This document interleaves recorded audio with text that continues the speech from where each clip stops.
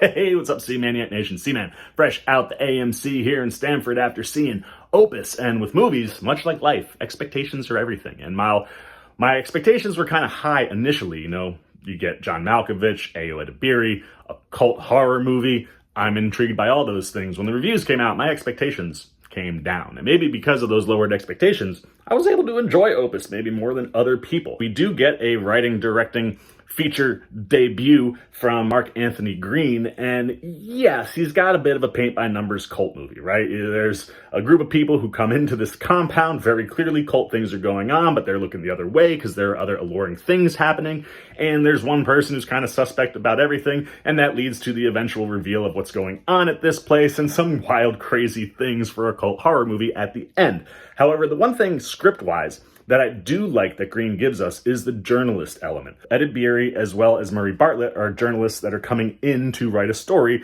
about this pop star who's been MIA for 30 years and now coming back with, a brand new album that could be the best of all time.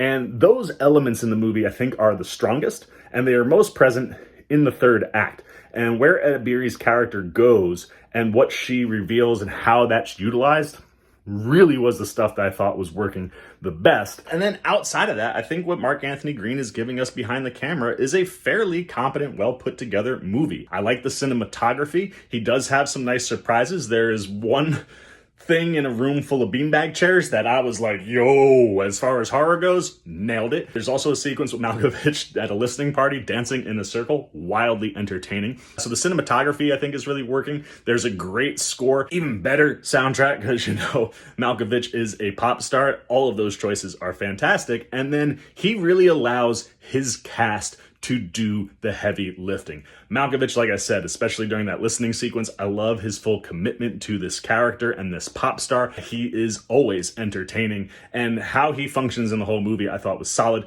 But this one's all about AYO EDEBIRI for me. She is phenomenal. And like I said, having that journalistic element attached to her character allowed her to do some really interesting things, and she keeps you engaged with this movie start to finish. I loved everything she was doing. And then you surround her with a really solid supporting cast. Juliette Lewis, always really good. Murray Bartlett plays her boss, who's also there.